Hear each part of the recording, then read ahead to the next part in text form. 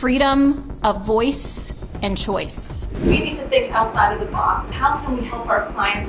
Love all your new folks on Siblings. Thank you so much. Rumeysa Ozturk, Nora Ahmed এবং মাহসা খান বাবাই, এই তিন নারীর নাম শোনা যাচ্ছে যুক্তরাষ্ট্রের আকাশে বাতাসে। বিশেষ করে রুমেইসা তার সাহসিকতার মাধ্যমে যেন বুড়ো আঙ্গুল দেখিয়ে দিয়েছে ট্রাম্প প্রশাসনকে। ঘটনার শুরু হয় 2024 সালে, যখন রুমেইসা একটি সম্পাদকীয় প্রবন্ধের সহ লেখক হিসেবে যুক্ত হন, যেখানে তিনি গাজায় মানবাধিকার লঙ্ঘনের বিষয়ে বিশ্ববিদ্যালয়ের নীতির সমালোচনা করেন এবং ইসরায়েলি কোম্পানিগুলোর সঙ্গে সম্পর্ক ভেঙে দেওয়ার আহ্বান জানান। 2025 সালের মার্চ মাসে রুমেইসা তার বাসা থেকে বের হওয়ার সময় কিছু সাদা পোশাকধারী আইসিই এজেন্ট তাকে আটক করে। তাকে কোনো পূর্ব সতর্কতা ছাড়াই একটি গাড়িতে তুলে নেওয়া হয়। তার বিরুদ্ধে কোনো অপরাধের অভিযোগ না থাকলেও শুধুমাত্র নিজের মতামত প্রকাশের জন্য তাকে লুইজিয়ানার একটি ডিটেনশন সেন্টারে নিয়ে যাওয়া হয়।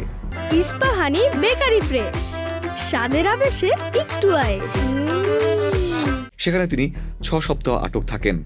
রুমেইসার আটকাদেশের বিরুদ্ধে যুক্তরাষ্ট্রের বিভিন্ন শহরে প্রতিবাদ শুরু হয়। বোস্টনের মেয়র মিশেল উ থেকে শুরু করে আরও অনেকে এই ঘটনার নিন্দা জানায়। We just send all of our wishes to Rumeisa, to her family, to everyone who has been affected. We're not giving up and we're going to keep going.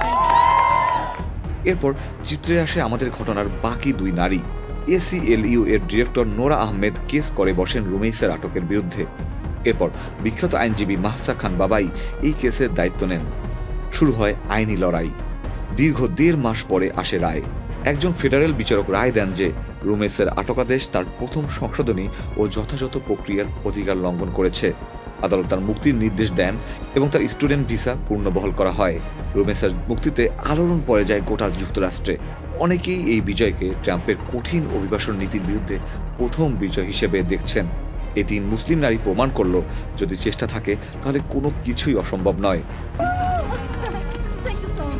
Ikhtiyar Ferdous, channel I.